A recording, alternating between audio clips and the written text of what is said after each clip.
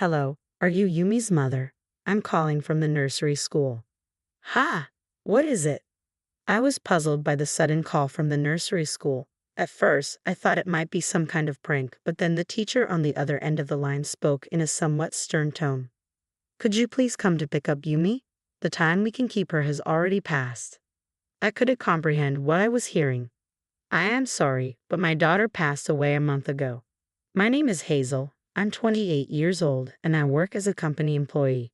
Currently, I'm dating a man named Nathan. We met at a mixer, and since we were the same age and had similar interests, we hit it off. He seemed like a typical company employee, stable, calm, and sensible. These qualities are important to me, especially since we're at an age where marriage is on the horizon. It's no longer just about appearances. Nathan is a kind person who exceeds my expectations and makes me feel at ease. On our dates, he always comes up with creative ideas, and when we spend time at his place, he prepares delicious meals with impressive skill. This eggplant dish is really good, isn't it? He said one evening, serving up a meal. It's surprisingly easy. I just make it quickly in the microwave. That's amazing. You're really good at Japanese cuisine, I replied, impressed. Yeah, actually, my family runs a small restaurant. Really? This was something I learned when we first started dating. Nathan's family lives in the countryside and operates a small restaurant. He learned to cook from his father, who is a chef, and as a result, he's very skilled in the kitchen, capable of making a variety of dishes. Do you have any siblings? I asked. Yeah, I have a younger sister, he answered. Knowing that he had a sister meant he was the eldest son, which made me wonder if he might take over the family business someday. What are you thinking about doing in the future? With your job, I inquired. After a pause, he replied, after working at the company for a bit longer, I plan to return to my hometown and take over the family's small restaurant. I think I'll start with a training period. Oh, is that so? I was a bit taken aback by his plans. If we were to get married, I'd have to leave my current job and move with him. I work as a web designer, and I really enjoy my job. I hadn't considered quitting anytime soon, but at the same time, I wanted to be with Nathan. Before I knew it, I found myself discussing this dilemma with a senior colleague at work. Then why don't you try applying for remote work? She suggested. Really? The advantage of our job is that we can do it anywhere as long as we have a computer. If you manage your work properly, some companies will allow you to work from home. I'm sure your company can accommodate that too. Is that so? Hearing her words filled me with hope. This meant I could continue my current job even if I moved with Nathan.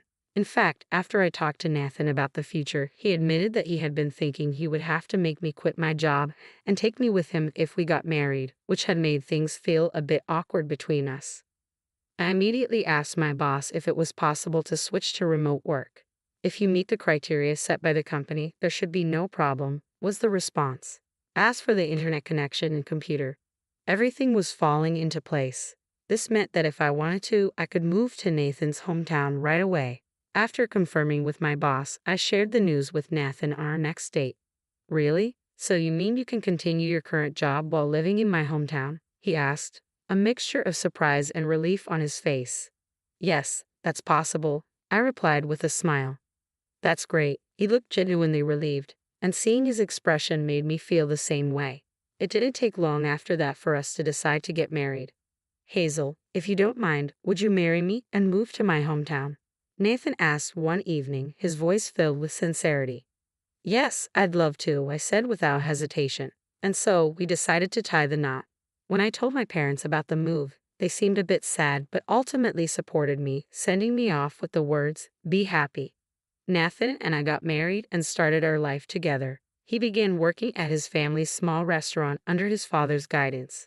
Since the restaurant was next to his parents' house, we initially lived with them. At the suggestion of my in-laws, who wanted Nathan to focus on learning the business without worrying about household chores, they proposed that we stay with them to lighten our load. However, I would later realize that this decision was a mistake. Living with my in-laws turned out to be more challenging than I had anticipated. Hazel, how long do you intend to stay holed up in your room? My mother-in-law, Susan, said one day, knocking on the door forcefully. I'm working, Susan. I'm actually working right now, I explained. Working? You're always in your room. What kind of work are you doing? Are you trying to deceive me with that excuse? she retorted, her tone filled with suspicion.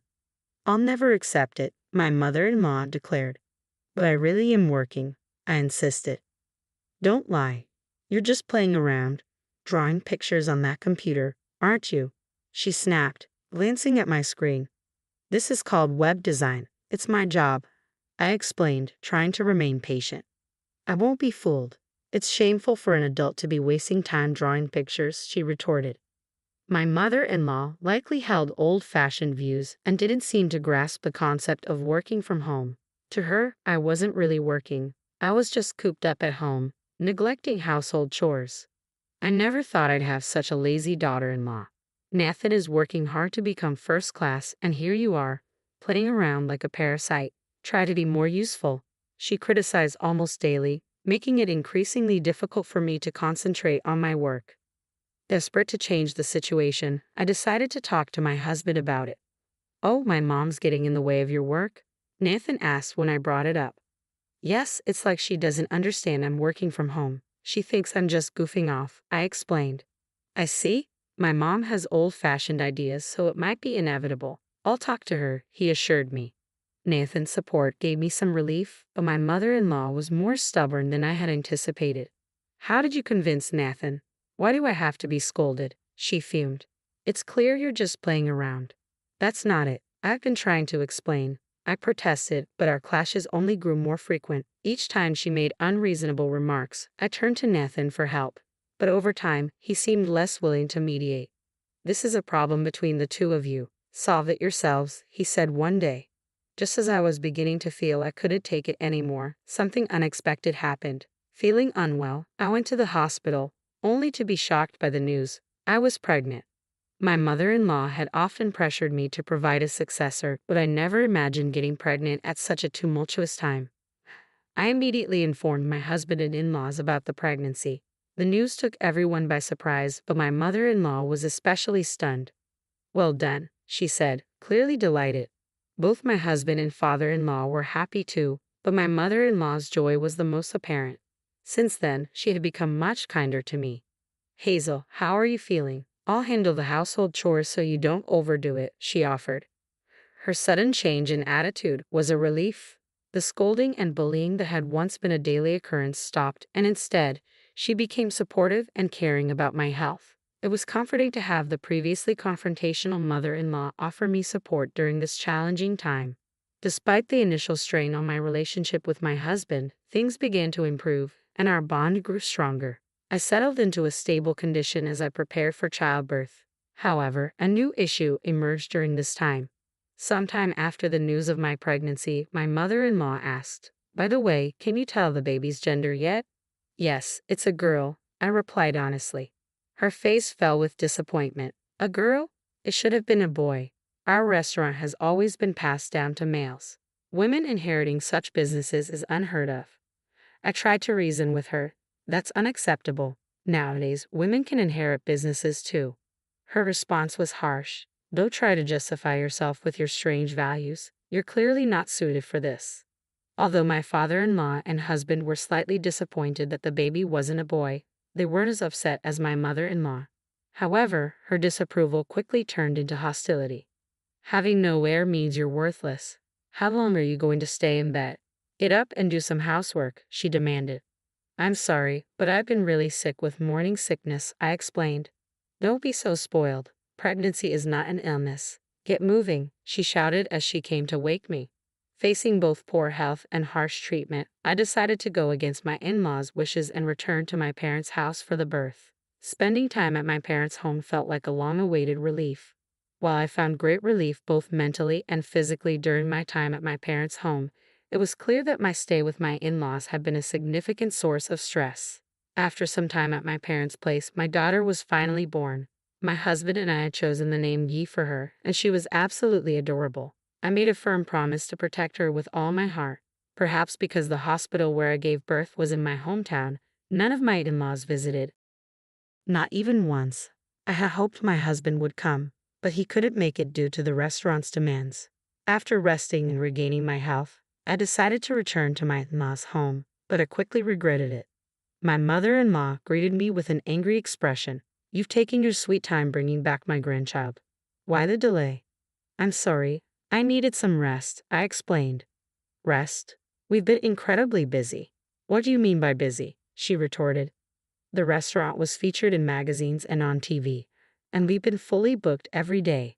I even had to help out there, I said. I see. That's why I need you to come to the restaurant immediately, my mother-in-law demanded. Feeling overwhelmed, I saw no other option.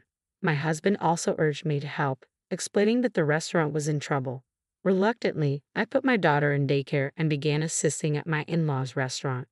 The real challenge started then. I had to work at the restaurant every day, manage all the household chores, and care for my child.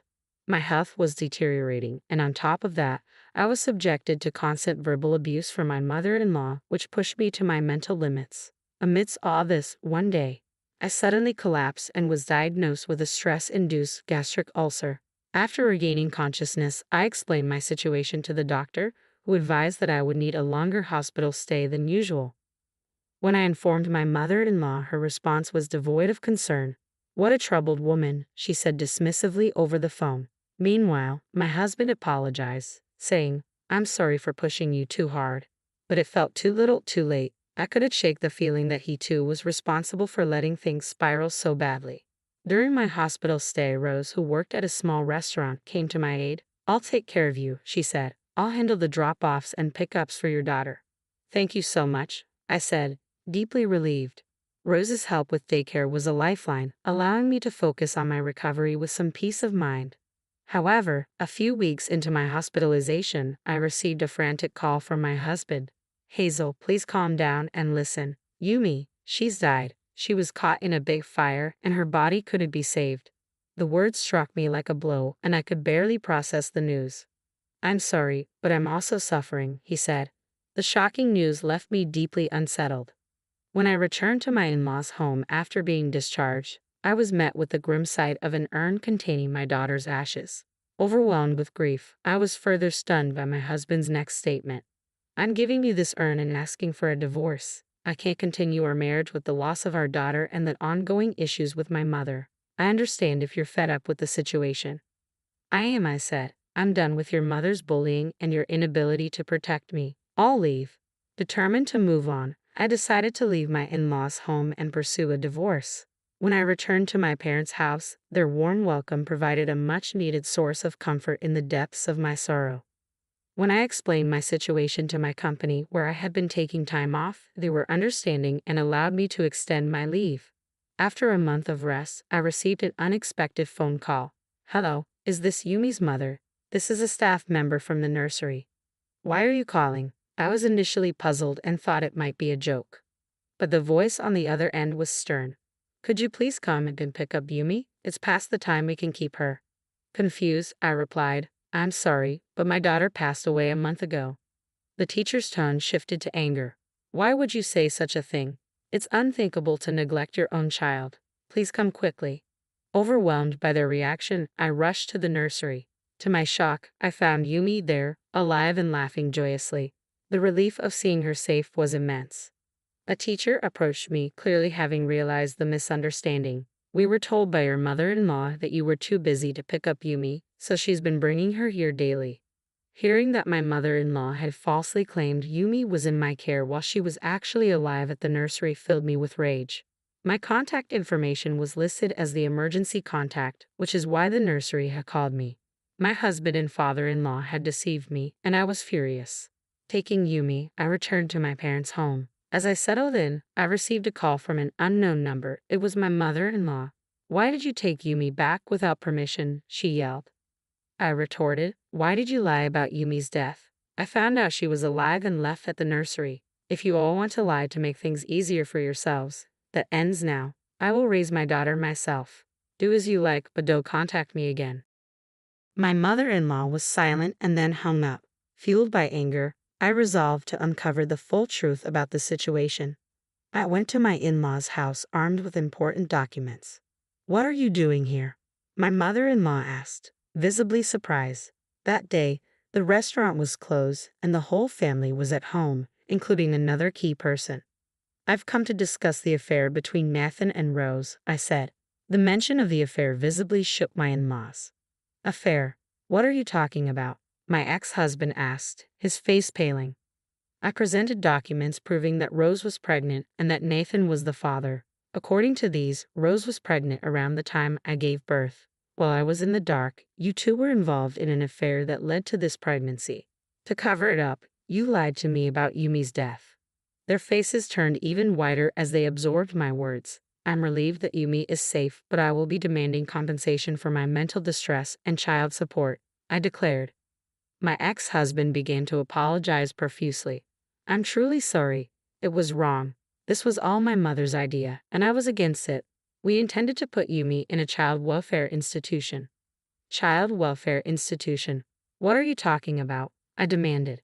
He revealed a shocking truth. The plan had been to fake Yumi's death and place her in a child welfare institution to avoid paying compensation and child support.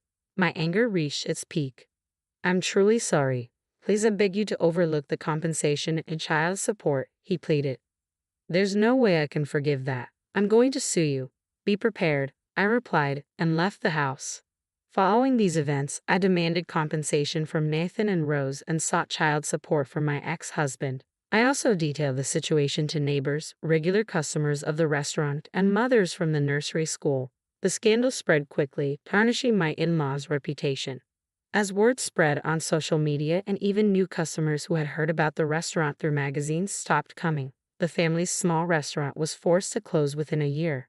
It felt like just deserts for their despicable actions.